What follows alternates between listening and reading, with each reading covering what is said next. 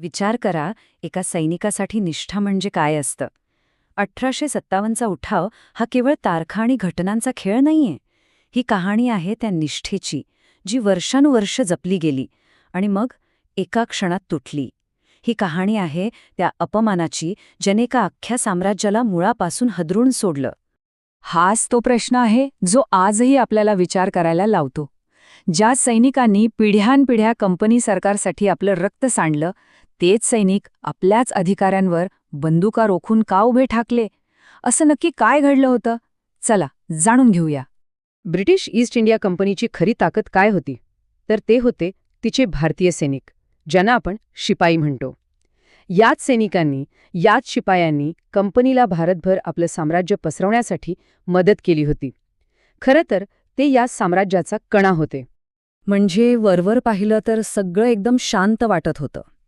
शिपायांची निष्ठा तर कंपनीसाठी अढळ आहे, असंच चित्र होतं. पण त्या शांततेच्या आतमध्ये अनेक वर्षांपासून एक असंतोषाचा लाव्हा खदखदत होता आणि तो फक्त एका मोठ्या स्फोटाची वाट बघत होता. मग ही असंतोषाची पहिली ठिणगी पडली कुठे? तर ती पडली थेट सैनिकांच्या खिशात आणि त्यांच्या स्वाभिमानावर. कारण जेव्हा पोटापाण्याचा आणि भविष्याचा प्रश्न येतो, तेव्हा निष्ठा डळमळीत व्हायला वेळ लागत नाही. फरक इतका उघड होता की तो लपून राहूच शकत नव्हता. विचार करा, एकाच रणांगणावर एकाच शत्रूविरुद्ध लढतायत, पण ब्रिटिश सैनिकाला पगार जास्त, मान सन्मान जास्त आणि भारतीय शिपायाच्या वाट्याला मात्र कायम दुय्यम वागणूक. हा फक्त पैशांचा फरक नव्हता, हा रोज होणारा एक अपमान होता. पैशांचं तर ठीक आहे, पण त्याहून जास्त जिव्हारी लागणारी गोष्ट होती ती म्हणजे तुमच्या महत्वाकांक्षेलाच कुलूप लावलं होतं.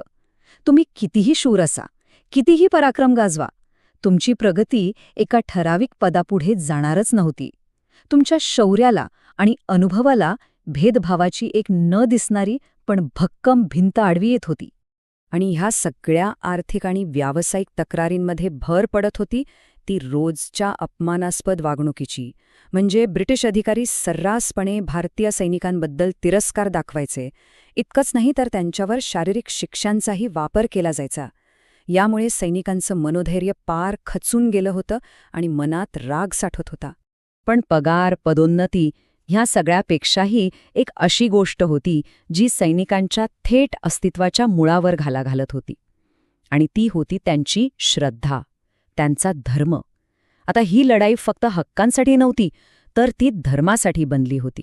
काळापाणी ही संकल्पना समजून घेणं खूप महत्वाचं आहे.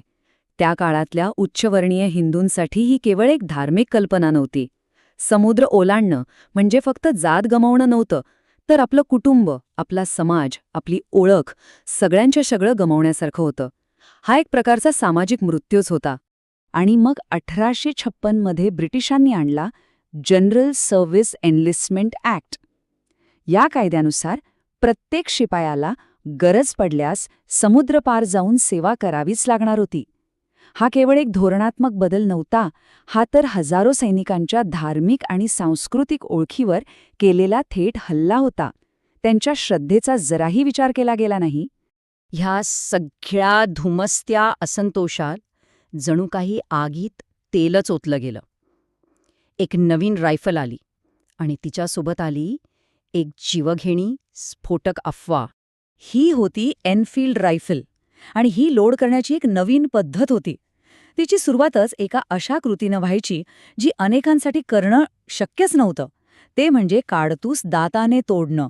ही फक्त एक साधी क्रिया नव्हती, हे एक धर्मसंकट होतं. आणि मग ती अफवा वाऱ्याच्या वेगाने पसरली की या काडतुसांना गायीची आणि डुकराची चरबी लावलेली आहे. आता बघा, गाय हिंदूंसाठी परमपवित्र आणि डुक्कर मुस्लिमांसाठी अत्यंत निषिद्ध. या एका अफवेने सैनिकांच्या मनातली प्रत्येक शंका खरी ठरवली. त्यांना खात्री पटली की हा त्यांच्या धर्मावर जाणून बुजून केलेला हल्ला आहे. आणि या एका गोष्टीने हिंदू मुस्लिम सैनिकांना एकत्र आणलं. तर आतापर्यंत आपण जी सगळी कारणं बघितली, आर्थिक, व्यावसायिक, धार्मिक, ती सगळी एकत्र आली आणि परिस्थिती अशा एका टोकाला पोचली होती जिथून मागे फिरणं अशक्यच होतं.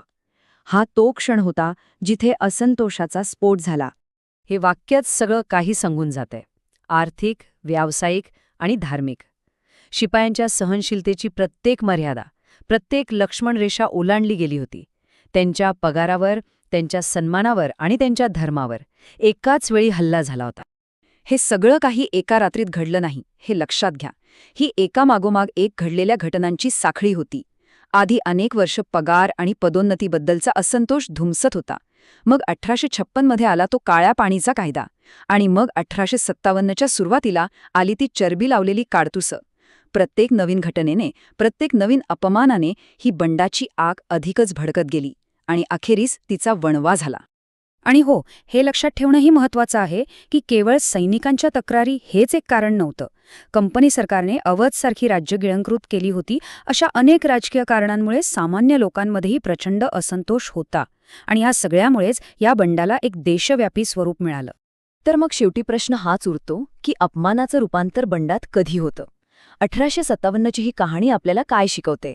ती हेच शिकवते की कोणत्याही सत्तेचा पाया केवळ शस्त्रांवर नाही, तर लोकांच्या सन्मानावर आणि त्यांच्या विश्वासावर टिकून असतो. आणि जेव्हा तो सन्मान आणि विश्वास तुटतो, तेव्हा अपमानाचं रूपांतर बंडात व्हायला जराही वेळ लागत नाही. इतिहासाचा हा धडा कदाचित आपण कधीच विसरता कामा नये.